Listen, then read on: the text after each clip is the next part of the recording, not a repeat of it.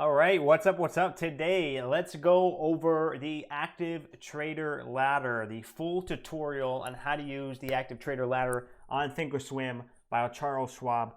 This is a recommended video, so I'm happy to do this for whoever wanted to see how to use the Active Trader Ladder, or more specifically, how I use the Active Trader Ladder to trade every single day and profit in the markets. So first off, the Active Trader Ladder will be on this little sidebar. So the Active Trader Ladder there. If you don't see the sidebar, you want to come up to this little box, click on the box, go to Show Sidebar and Cells. So once you have that Show Sidebar and Cells, and now it pops up. So I did go over this part in the full Thinkorswim tutorial, which I will put a link down in the description for the full Thinkorswim tutorial. If you need a little bit more depth in how to use the entire platform of Thinkorswim, I go over the entire tutorial for that. But for a quick review, for any of those who need to know, is if you click this gear icon, comes up and you can kind of customize the buttons that show up in this top gray area. I only have flatten because I do use hotkeys, so I don't use buttons. The only buttons I use are the sizing buttons, And you can adjust the sizing buttons by going into application settings, going to order defaults, and changing the default quantity of orders and default quantity increments. This is how you change the buttons for down here. TIF, this is going to be your time in force. So are you trading pre-market? Are you trading the day orders between during market open? You have auto send. Usually I have this checked on when I'm trading for auto send, because I need to be trading quick in and out. I don't want to be waiting to click send through an order confirmation. My template, single orders. I trade single orders. Some people like OCO, one cancels the other. Some people like setting an automatic stop. For example, you can create a automatic. For me, I created a 50-cent stop, which I used in the past. I don't use it anymore, but if you're interested in that, I go through all the details on how to create that in my Thinkorswim tutorial video. You guys can check that out. But using the Active Trader Ladder to trade, it's relatively simple. So this button here, this little kind of menu button, this is your position summary. You can customize what shows up in the position summary here. I only have position, average price, my P&L on the day for the ticker, and my P&L on the open P&L for the current trade on the specific ticker. Down here, this little gear icon here kind of shows you what you want to add in your Active Trader columns here. So you can have a trade count. You can have it show your P&L open, your open P&L as it's moving on the ladder. You can have the volume fill in there. You can have buy orders and sell orders that you traded. You can have ask size and bid size, which I do. And so what I have is very minimal, and that is the ask size, bid size, and the price. That's really all I need to know. Some people like to do the volume. Some people like to do the trade count. But for me, my volume, I'm going to be reading my volume bars down here. So I don't really need to have the volume bars up here. So for trading the ladder, now getting more specific on actually trading, these buttons here, the plus and minus, this will change the level, the price increments on the ladder. So let's say there's a stock with a wider spread, maybe a penny stock, or let's see if I can find a penny stock. MTNB, maybe penny stock, MTNB. So this one, you can see that since it increments by 100 thousandths, I think it's 100 100 thousandths of a penny, it's not going to show the best bid in the ask on the level 2. So what you have to do is come into this magnifying glass and zoom out. The minus one zooms out, and usually I click this a couple times until I get a good view of the best bid in the ask, especially when trading either large spread stocks or penny stocks. And this just makes it a lot easier to trade. So to trade using the active trader ladder, let's go back to the other stock here, MTDUP, just for an example here. But yeah, every time you do kind of switch to a new stock, you do have to adjust it back using the zoom in buttons. If at any point the price goes off, or you're kind of like way up here and the price is down the ladder and you can't see it, just click on the middle and it automatically kind of repopulates back to the middle. So that's a good tip to know. Now when it comes to trading the active trader ladder, you can click on the ladder to trade, which makes it really easy. So let's say I want to put a limit order, a buy limit order. Let's do one share for the sake, do auto send.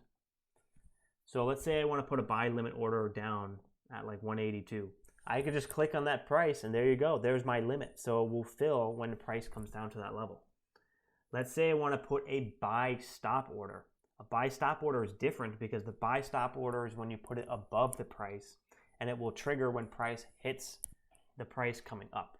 So let's say I want to catch the break of 2.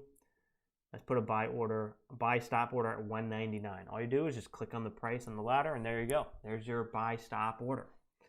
Now, if you want to do a marketable limit order, which is you can use pre-market and at the open, you hold control on your keyboard and you click above any price above any price above the best ask price. So even if you click all the way up here at 210, it's still going to fill me at the best price, which would be 1955.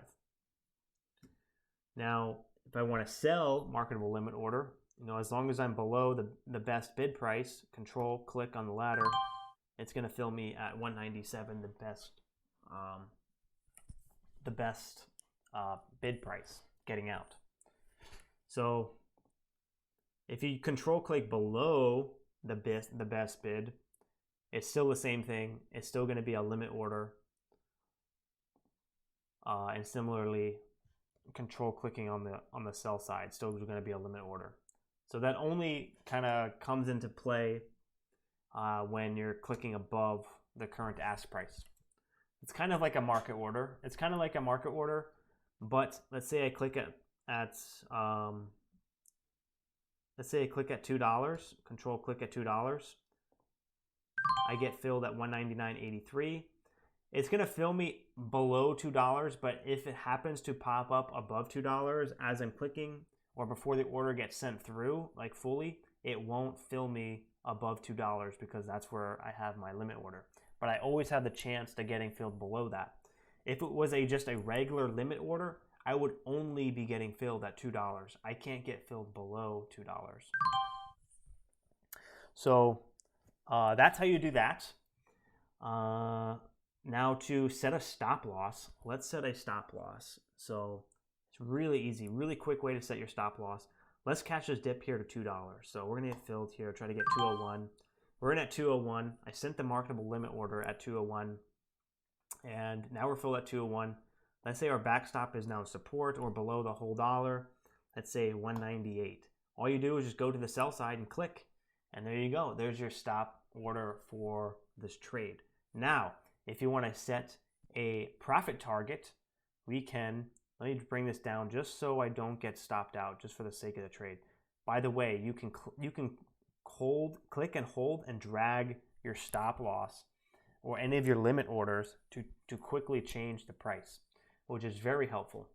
So there I just kind of opened up my stop loss a little bit just for the sake of this video, just so I can show you guys. But you can also link 2 orders. So let's say we're in the stock here at 201. We have our stop loss set down there at 195. Now I want to set a profit target.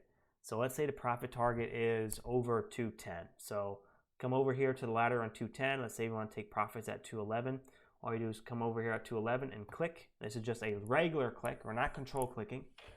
We're not control clicking for the stop loss or for the profit target. We're just regular clicking. And then it's going to ask you, this position has an existing closing order. In order to continue, this order must be linked as an OCO bracket. So we're going to link those orders. And now this is a bracket order. So if I do get stopped out, it will automatically cancel this profit target. This profit target, which is a limit order, a limit sell. If we come up and I get, get profit, my profit target triggers, and I'm out of the trade with profit, my stop loss will be canceled as well. So that's just a quick way of setting a quick bracket order with a stop loss and a profit target.